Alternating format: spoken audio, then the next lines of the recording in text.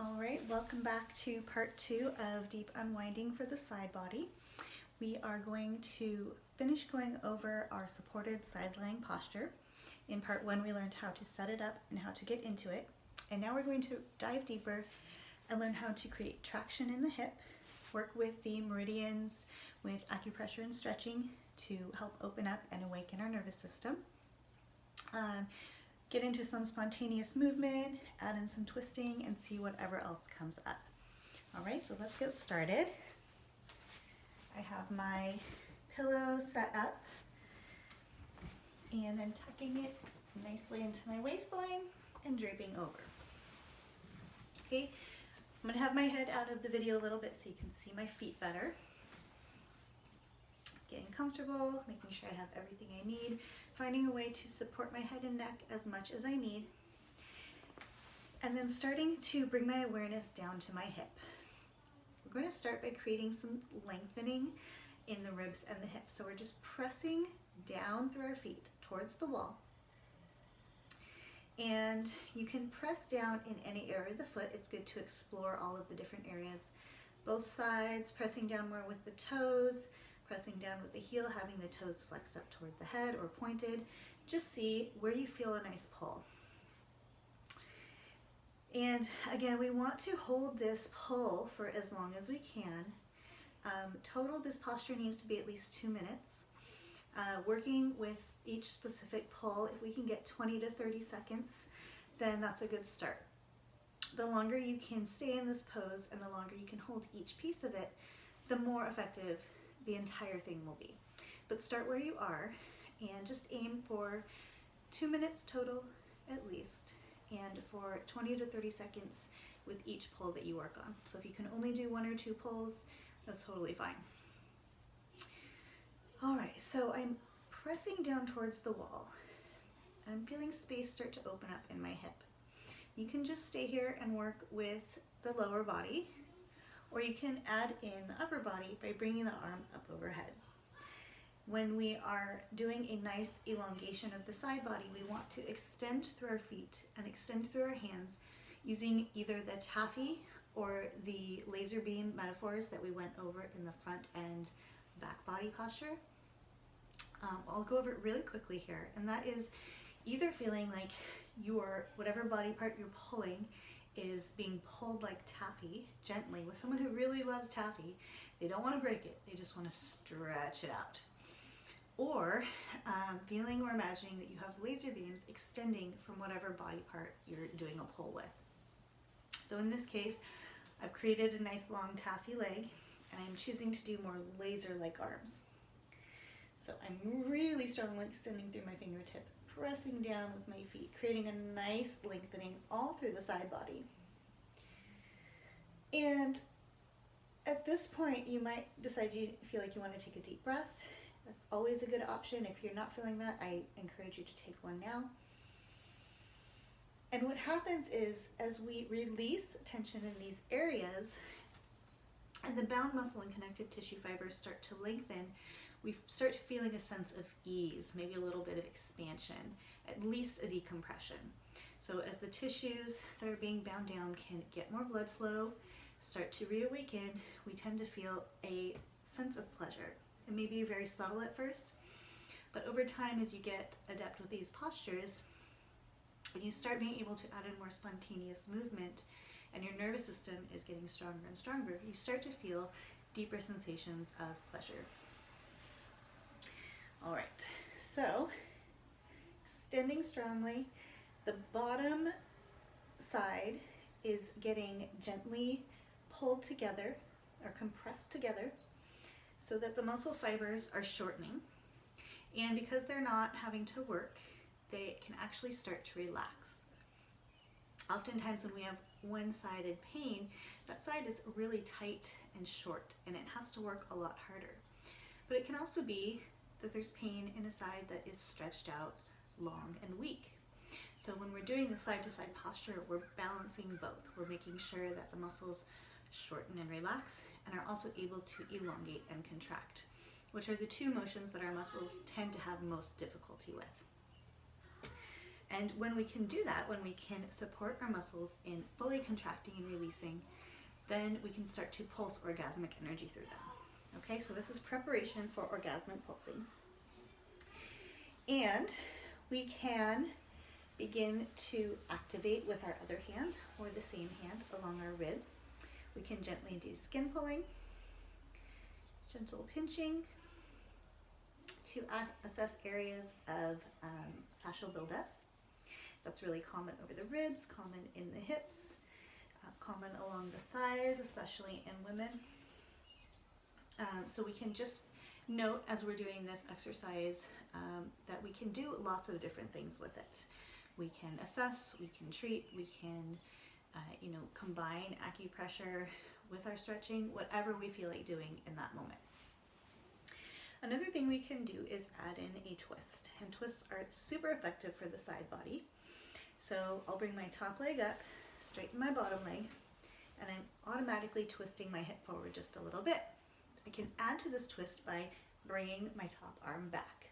So I'm getting a nice twist along the side. You can keep extending through the arm with those laser fingertips to keep getting a nice pull. This time you'll feel it more in the front of the shoulder and maybe into the chest. You can also extend your toes out on the top leg and get more traction for the hip. Keep pressing. Explore whether you're pressing with the more by the toes or more by the heel, more of the outside, toes pointed up, or inside, toes pointed down. Just pay attention and notice where you start to feel a nice, it's almost like a luscious pull. It feels really juicy in there because there's a lot to work with. And it can be a hurt so good feeling. We don't want pain. If there's pain, then we always back up because that pain can cause the muscle to spasm and the connective tissue to clamp back down and maybe even cause further problems. This is why I don't recommend generic yoga classes for my chronic pain clients, because it can actually cause more issues and even stretch out ligaments that were actually okay. So as we're doing this, we are trying to get the pull all the way down the leg, not focused on the knee, not focused on the hip. We're feeling a nice, gentle, even pull all the way through. Remembering to breathe. Stretch the arm out if it feels good. If you don't want to incorporate your arm, you can let it rest. You can do some nice, smooth, slow arm circles to do some neuromuscular re-education, meaning we're re-educating the nerves by gently moving the muscles in a smooth, even circle. And when we feel any skips or jumps or sticky spots, maybe you feel one right there, you just work it back and forth a little bit. So I still have the pull through my fingertips, that laser beam pull through my fingertips, but I'm just working back and forth in that little arc of the circle where I felt it skipping. And then I can move and try a little bit more if I feel it at the top. And I'm aiming for a nice smooth circle all the way through. That's how you know that the shoulder is in its joint, the nerves are functioning properly, and the muscles are in good alignment. Okay, you can go the other way. So we're getting almost a full body workout, at least on this side at this point. When we are lengthening while we contract the muscles with that pull or laser beam energy, we're getting an isometric lengthening contraction. And that's so powerful because not only are we lengthening our muscles, we're lengthening the connective tissue around them.